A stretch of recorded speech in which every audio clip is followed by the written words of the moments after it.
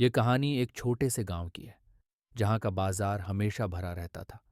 इस गांव में एक व्यापारी रहता था जिसका नाम राजू था। राजू हमेशा अपने लाभ के लिए काम करता था और उसे दूसरों की परेशानियों से कोई फर्क नहीं पड़ता था। वह एक चालाक व्यापारी था जो लोगों को बेवकूफ बनाकर धन कमाता था। एक दिन गांव में एक साधु स्वामी आनंद आए। स्वामी आनंद बहुत बुद्धिमान और शांत व्यक्ति थे। उन्होंने जब गांव के बाजार में लोगों को राजू की दुकान पर भीड़ लगाते देखा तो उन्हें कुछ शक हुआ। राजू की दुकान पर गांव वाले एक खास मसाले को खरीदने के लिए आए थे, जिसे राजू शक्तिवर्धक मसाला कहता था। वह लोगों को विश्वास दिला रहा था कि यह मसाला खाने से वे स्वस्थ और ताकतवर हो जाएंगे। गांव वाले बिना सोचे समझे उस मसाले को खरीद रहे थे। राजू इस झूठ से बहुत पैसा कमा रहा था और उसे यह देखकर बहुत खुशी हो रही थी। लेकिन स्वामी आनंद दूर से यह सब देख रहे थे और उन्हें राजू के इरादों पर शक हुआ। स्वामी आनंद ने महसूस किया कि कुछ गलत हो रहा है। उन्होंने सोचा कि राजू लोगों को धोखा दे रहा है। स्वामी आनंद बहुत समझदार थे और उन्होंने देखा कि राजू खुद वह मसाला इस्तेमाल नहीं कर रहा था। उन्हें यकीन हो गया कि यह सब एक छलावा है। स्वामी आनंद ने पास के कुछ गांव वालों से बात की और उन्हें समझाया कि उन्हें इस मसाले के बारे में सच जानने की जरूरत है। स्वामी जी ने गांव वालों को सलाह दी कि पहले इस मसाले की जांच करवाई जाए। गांव वालों ने स्वामी आनंद की बात मानी और राजू के मसाले को जांचने का फैसला किया। गांव वालों ने राजू के मसाले को एक विशेषज्ञ से जांच करवाया और बहुत जल्द ही सच्चाई सामने आ गई। वह मसाला बिल्कुल बेकार था।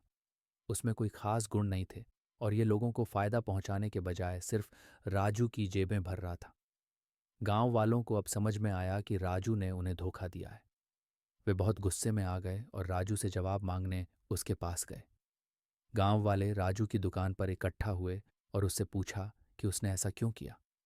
राजू पहले तो हड़बड़ा गया, लेकिन उसे अब अपनी चालाकी का कोई बहाना नहीं सूझा। उसने सच छिपाने की बहुत कोशिश की, लेकिन गांव वाले अब सच्चाई जान चुके थे। राजू की चालाकी और लालच का पर्दाफाश हो चुका था और गांव वाले बहुत नाराज थे। उन्होंने मिलकर फैसला किया कि राजू को उसकी गुनाहों की सजा दी जानी चाहिए। गांव वालों ने राजू की दुकान बंद कर दी और उसे सख्त चेतावनी दी कि अगर वह फिर से ऐसा धोखा देगा तो उसे गांव से बाहर कर दिया जाएगा। राजू को अपनी गलती का एहसास हो चुका था।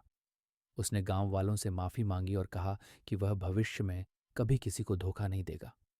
राजू ने अपनी गलती का प्रायश्चित करते हुए गांव वालों को मुफ्त में सामान देने का फैसला किया।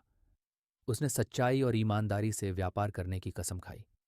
गांव वालों ने उसकी माफी स्वीकार की, लेकिन वे अब हमेशा सतर्क रहने लगे थे। स्वामी आनंद ने इस पूरे प्रकरण से गांव वालों को एक महत्वपूर्ण सीख दी। उन्होंने कहा, धोखा कभी भी किसी का भला नहीं करता। सच्चाई और ईमानदारी से जीने वाला व्यक्ति ही जीवन में सम्मान पाता है। जो लोग दूसरों को धोखा देते हैं, उनका अंत हमेशा बुरा होता है। राजू को भी यह बात समझ में आ गई थी। उसने लालच और चालाकी छोड़कर सच्चाई का रास्ता अपनाया। गांव वाले भी अब ज्यादा समझदार हो चुके थे। तो दोस्तों, इस कहानी से हमें यह सीखने को मिलता है कि सच्चाई और ईमानदारी ही असली दौलत है। जो लोग सच्चाई का साथ देते हैं, उन्हें जीवन में कभी पछताना नहीं पड़ता। धन्यवाद। अगर आपको यह कहानी पसंद आई हो तो हमारे चैनल को लाइक और सब्सक्राइब जरूर करें।